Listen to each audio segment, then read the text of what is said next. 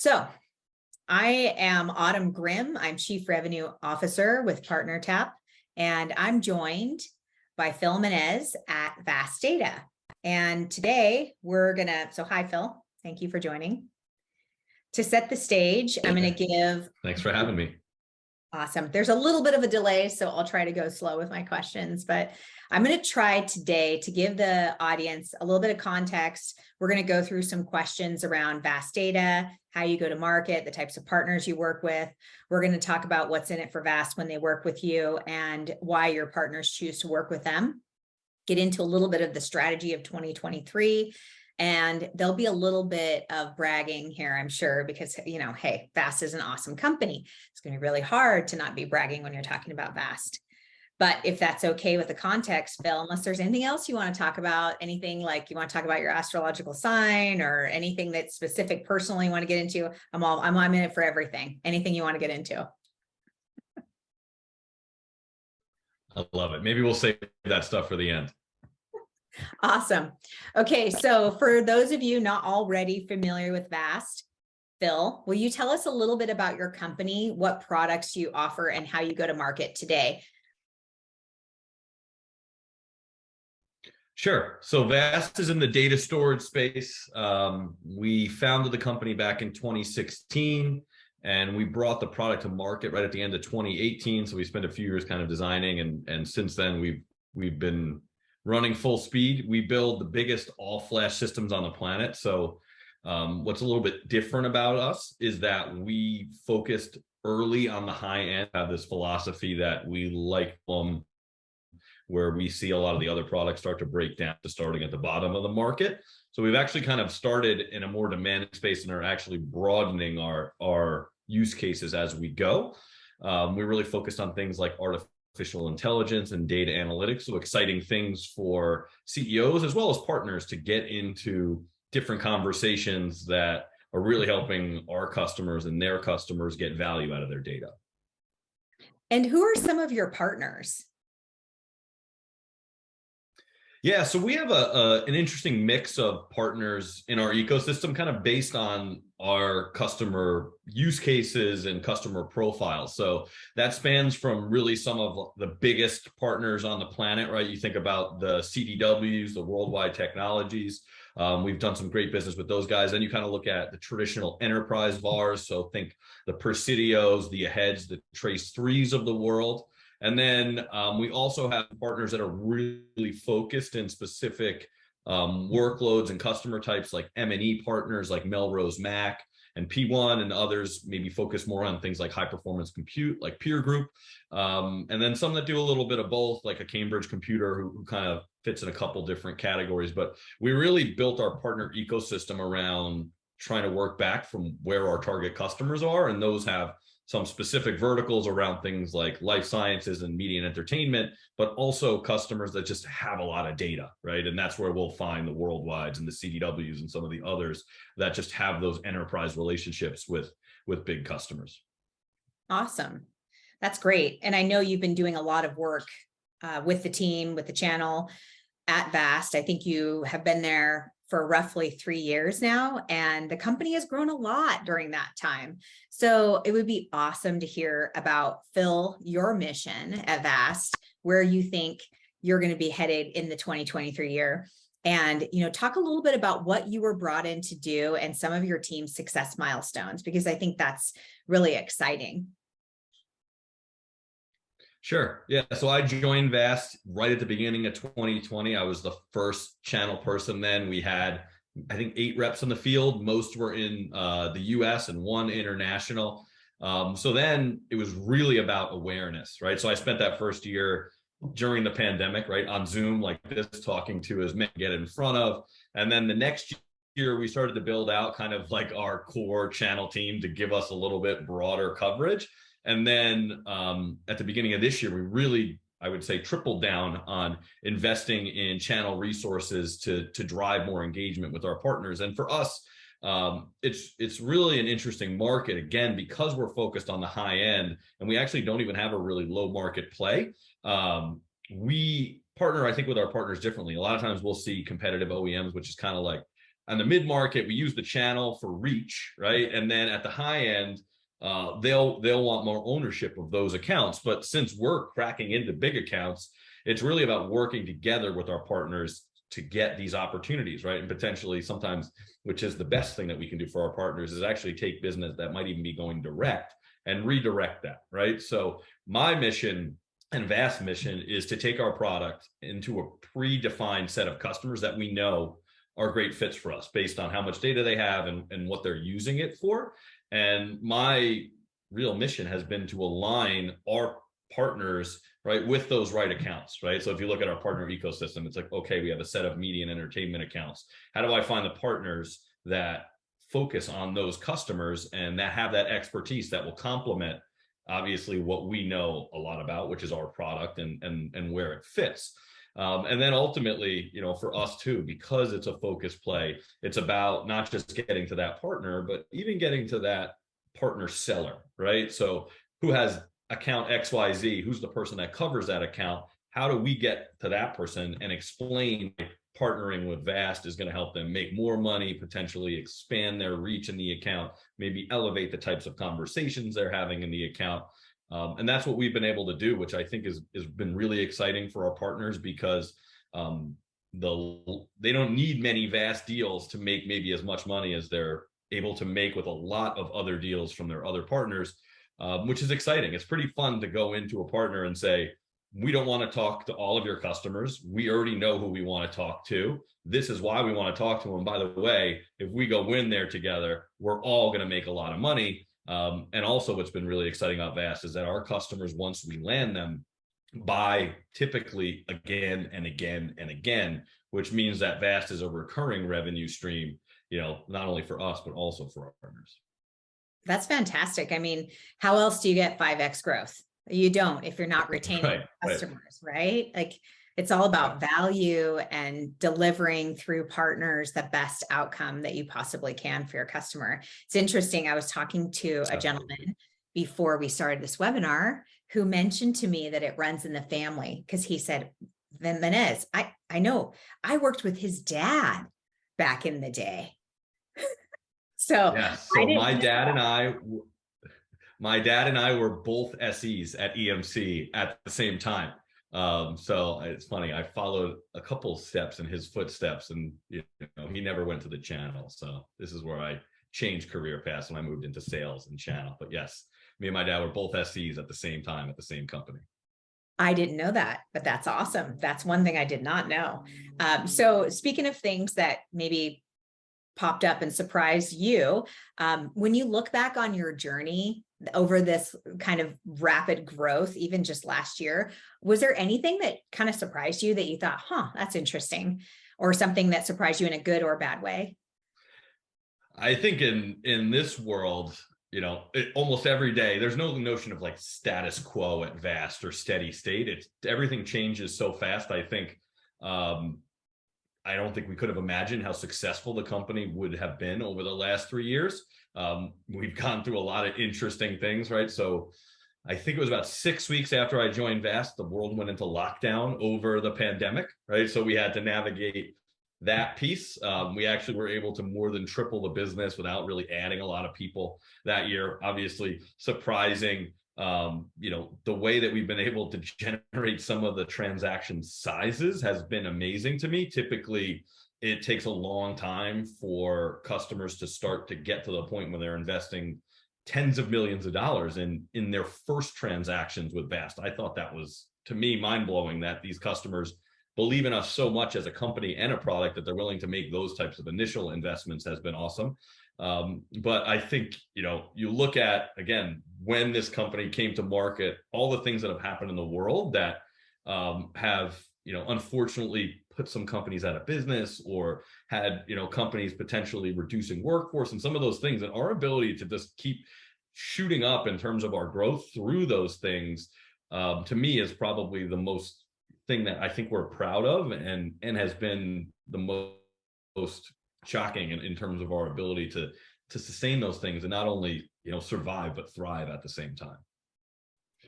I can tell you what surprised me. Not that you're asking, but when we first spoke, when we first met, I remember having some early conversations and you said to me, we're going to grow and we're going to grow really fast. And I remember hearing you say, oh no, I'm going to hire maybe 1 or 2 people.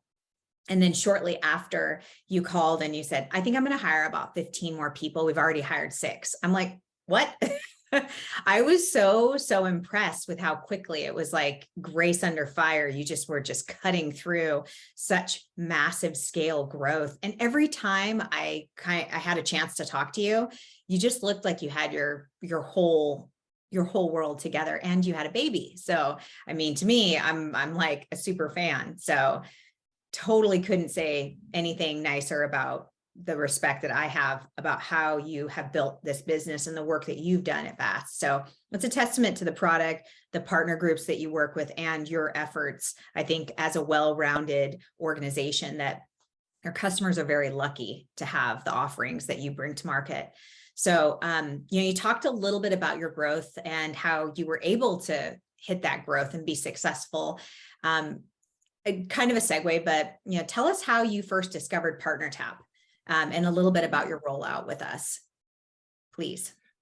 Sure. Yeah. So, by the way, I think this is the most, to me as a business, when I take a step back from what you just said about Vast, I think the coolest thing about PartnerTap business is that as a customer, I'm selling it all the time, right? And I'm doing it on my behalf, but it's like a really cool business model because you kind of recruit your customers. You're recruiting people to sell your product that are trained salespeople, which to me is the fascinating model in itself. So kudos to you guys on that front. Like I caught myself doing, I'm like, do I work for PartnerTap now? And I kind of do, I guess.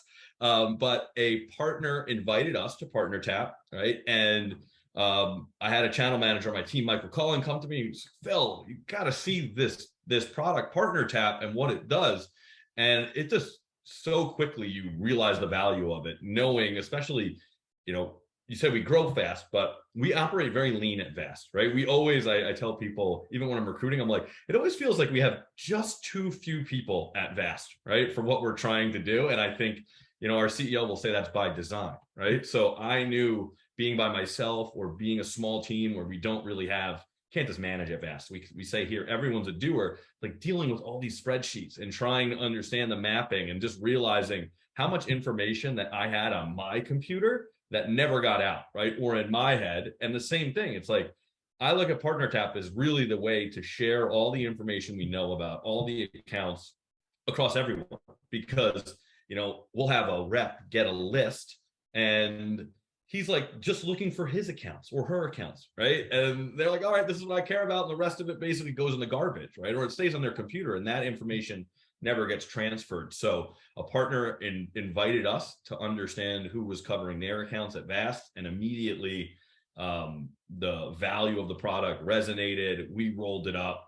Our leadership team easily saw the value in the product, and we have big vision. So, I run the channel business here, but we use it for alliances, and we looked at all the different ways that we could share this knowledge, because when you have the go-to-market like Vast, which we basically know who we want to sell to already, having a tool like PartnerTap to understand not just the channel partners, but the whole ecosystem around that account and figure out all the different avenues that we might have to get to the right people in that account is invaluable to us, right? And the velocity in terms of how we're trying to move, how fast we're trying to move, to have that information immediately available to the reps, as opposed to sitting on someone's laptop, or maybe best case in a Google sheet that everyone has access to, but will probably never look at, has just been a tool for us to accelerate even faster than we already were.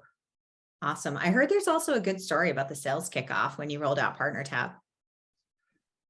Yeah, so it's funny. We were really trying to work quickly to get, obviously through the agreement signed and get POs and all those things done so we could have PartnerTap stood up for the sales kickoff. Last year was actually, I had missed the first sales kickoff that Vast had in person. I had the next one I was going to be around for, and we didn't have it for COVID. And this was the first one we had. We actually had about 150-ish people in New York City, which for us was big. We'll have a lot more people at sales kickoff next year, which is exciting. But we were really rushing to get the PartnerTap instance at least stood up to do a demo.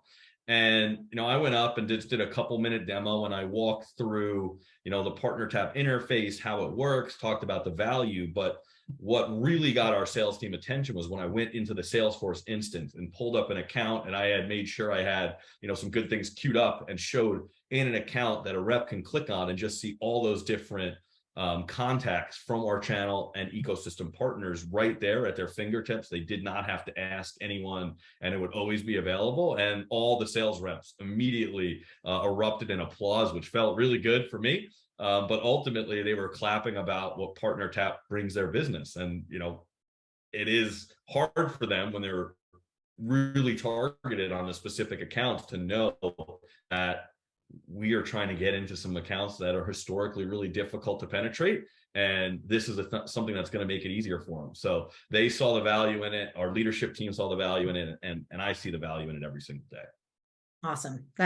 When I heard that story, I kind of laughed like somebody was joking, like teasing, because I've ran sales organizations and I've never had an operational tool create a standing ovation, or just cheers in any event. Like nobody, it's usually like the meeting that we sandwich in right before lunch, because we're like, okay, you got to look at this. We got to look at this. So to me, it made my heart sing. It's like, yes, that's wonderful. These are the people that will sell with partners. That's a testament to you, because only a company that has a true partner culture understands why it's important to have information at the fingertips in the field. So congratulations and kudos to you. So one more thing we're repeatedly told by our customers is that PartnerTap is this unfair advantage for them and their partners. And it's funny, if we ever step into a new industry, there's always the question during the process of them becoming a customer: how can I make this be exclusive? Can I be the only one owning this in my industry?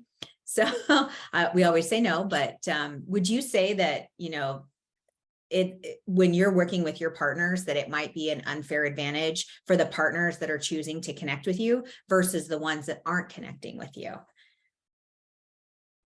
Yeah, absolutely. I think one of the things that I would say for the partners that haven't, right, is we, no matter what happens, are working with a partner on every opportunity. So, there's some scenarios where it's like, all right, well, if a partner brings us a deal, we'll do it through them. But if they don't, we're going to take that deal direct. We don't do that. So when we get into an account, whether it be a rep relationship or marketing using some kind of campaign to get in, or maybe it's an inside sales rep who made a cold call and got into the account, no matter what, we're looking for a partner to work with.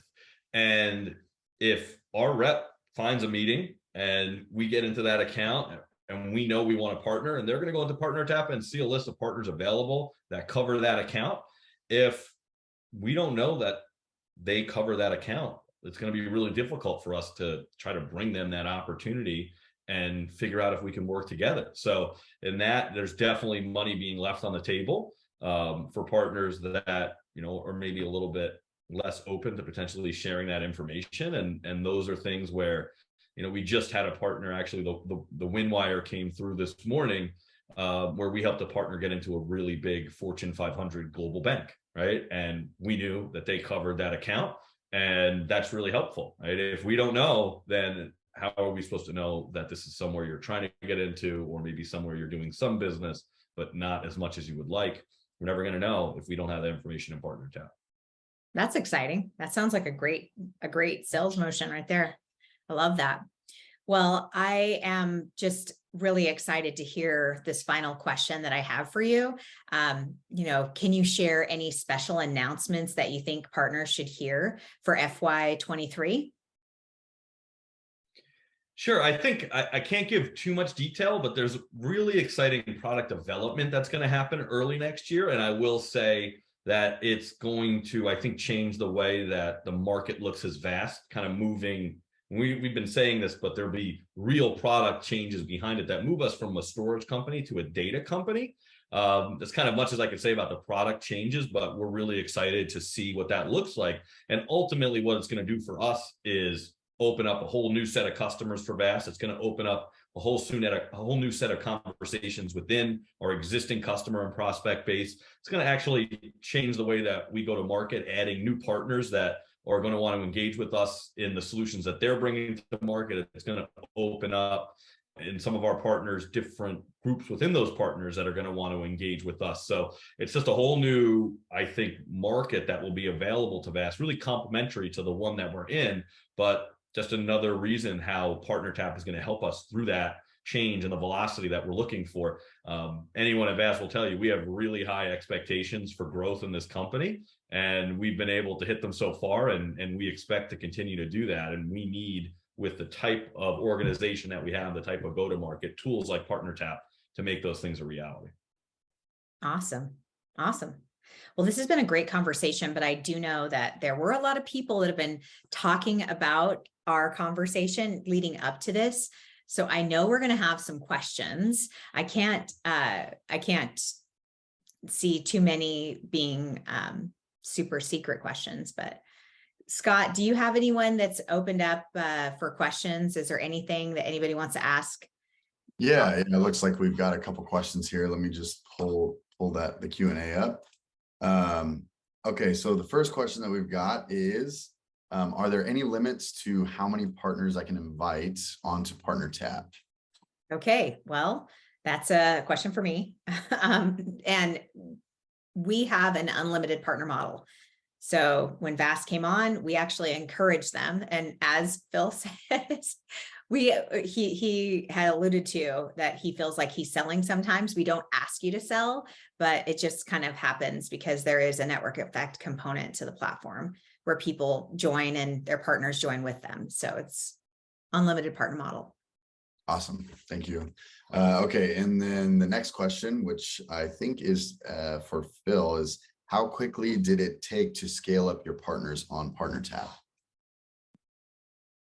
Yeah, I would say it happened really, really fast. So the great thing about PartnerTap is that you have those two options in terms of how you want to feed information into the system, right? So you have the connected Salesforce model, which usually is a little bit more of a conversation to help people understand what they're sharing, how they can share. And that still happened pretty fast. The PartnerTap team was great in terms of, especially Jessie, got to give her a special shout out for being available to my partners to jump on and help them really understand the product and not rely on my team exclusively to do that. So that's awesome. But, you know, I had folders full of spreadsheets that we had that information on my computer. Again, some of that was on G Drive. So being able to just stand it up and immediately start feeding those sheets in was really, really fast, right? It probably takes, I don't know, if it's 30 seconds to go through and feed a sheet in. So there was a bunch that we already had. And then from there, it was really easy to go to our other partners and ask. Usually, I would say channel partners are pretty open about sharing their lists. Sometimes, again, the Salesforce requires a little bit more of explanation, but especially once they understand how it works, many are comfortable just because they know, their data is safe. And that rollout was really, really fast for us. We saw huge numbers out of the gate. I would say easily within the first 30 days, we had, I thought, a really great view of our partner ecosystem.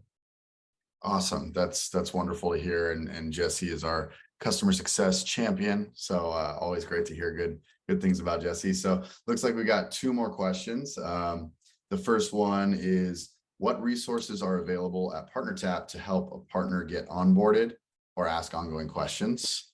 So I think that was sort of answered, but maybe you could follow up with that, Autumn. Yeah, so we provide a customer success executive to your account. We also provide webinars, and we also will provide collateral and training. And really, to us, the whole goal is just to get your partners on and sharing data with you, because you're our customer. And the more data that your partner shares, the more success you'll have, and overall, the better value you'll get as a customer to us. So we dedicate a lot of our resource to that part of the business. And in the first year, we know we're going to be lifting a lot to get your partner ecosystem off the ground. And that's okay, because to us, we're trying to build long-term partnerships. We're looking to build value for a long time to come for our customers. Absolutely. Thank you. Wow, it looks like we got some more answers are rolling in. So I'm just going to go down the line here. The next one was, what was the biggest objection you had to overcome with partners? And I assume that's for Phil. Sure. Yeah, I think, every once in a while we have partners that are just a little bit apprehensive about sharing their list because they feel like maybe we're going to go to those accounts directly, and I think the way that we get over that at Vast is, well, we know what accounts we already care about, right? We really know, and we can show you our list to show like this is what we care about. So that was kind of easy to get over, I would say.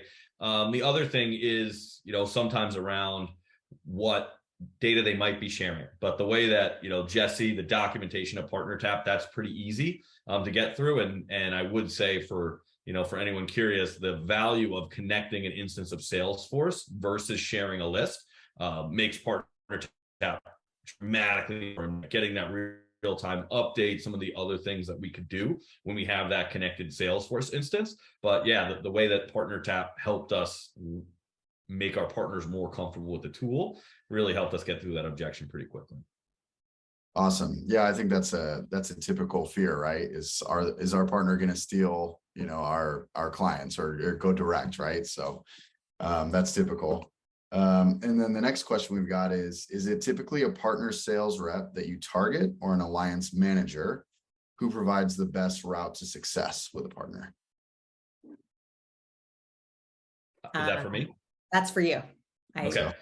Yes. So, we use PartnerTap again for a few different use cases. So one of them is to align with our channel partners, right? So there, it's typically my channel managers that work for Vast and work for me are getting that list from a partner, and they're taking that list, or they're working through the partner and getting their Salesforce connected, so we can feed that information more quickly out to our field sellers. So from there, like I would say the motion, typically we're working with either a district manager or a director, sometimes even a VP at a channel partner, and saying, hey, we want to engage on a specific set of accounts, and we want to make sure that our sellers aligned with yours. So at that point, we're working with them to get that information into our PartnerTap, and then we're making sure that our reps know, we might have made some changes. Guys, check on these accounts, or here's where the connection is on those accounts.